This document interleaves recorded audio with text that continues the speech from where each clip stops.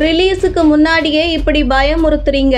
வெளியானது டிமாண்டி காலனி 2 படத்தின் முதல் விமர்சனம். அஜய் ஞானமுத்து இயக்கத்தில் அருள்நிதி ஹீரோவாக நடித்துள்ள டிமாண்டி காலனி 2 திரைப்படத்தின் முதல் விமர்சனம் வெளியாகியுள்ளது.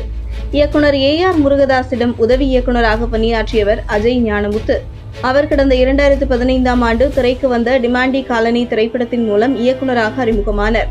அருள்நிதி ஹீரோவாக நடித்திருந்த அப்படம் தனித்துவமான கதை அம்சத்துடன் உருவாகியிருந்ததால் ரசிகர்களை கவர்ந்ததோடு பிளாக்பஸ்டர் ஹிட்டும் ஆனது. அப்படத்தின் வெற்றியை தொடர்ந்து இவர் இயக்கிய இமைக்கா நொடிகள் திரைப்படம் ரிலீஸ் ஆனது. நயன்தாரா, விஜய் சேதுபதி, அதர்வா, அனுராக் காஷ்யப் என மிகப்பெரிய நட்சத்திர பட்டாளமே நடித்திருந்த இமைக்கா நொடிகள் திரைப்படம் அமோக வரவேற்பை பெற்றது. அதைத் தொடர்ந்து நடிகர் சியான் விக்ரம் உடன் கூட்டணி அமைத்த அஜய் ஞானமுத்து அவரை வைத்து கோப்ரா திரைப்படத்தை இயக்கினார். பிரம்மாண்ட பட்ஜெட்டில் எடுக்கப்பட்ட இப்படம் கடந்த 2022ஆம் ஆண்டு ரிலீஸ் ஆகி படுதோல்வியை சந்தித்தது.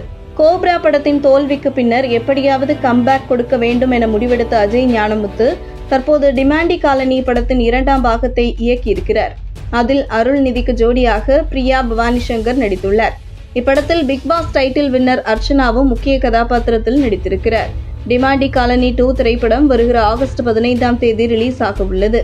இந்த நிலையில் இப்படத்தின் ஸ்பெஷல் ஷோ பார்த்த விநியோகஸ்தர் ஒருவர் முதல் விமர்சனத்தையும் கூறியிருக்கிறார். அவர் பதிவிட்டுள்ளதாவது, வாவ், டிமாண்டி காலனி 2 என்ன ஒரு அருமையான திரைக்கதை.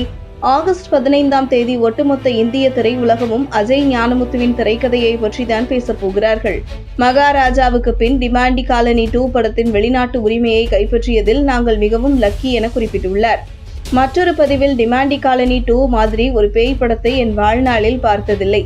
2.5 மணி நேரமும் என் போனை நான் எடுக்கவில்லை. சீட் நுனியில் அமர்ந்துதான் படம் பார்த்தேன். தற்போது விமர்சகர்களுக்காக வருந்துகிறேன். எப்படி டிமாண்டி காலனி 2 படத்தில் குறை கண்டுபிடிக்க போகிறார்கள் என பதிவிட்டுள்ளார். இதை பார்த்த ரசிகர்கள், என்ன ரிலீஸுக்கு முன்னாடியே இப்படி பயமுறுத்துறீங்க என கமெண்ட் செய்து வருகின்றனர்.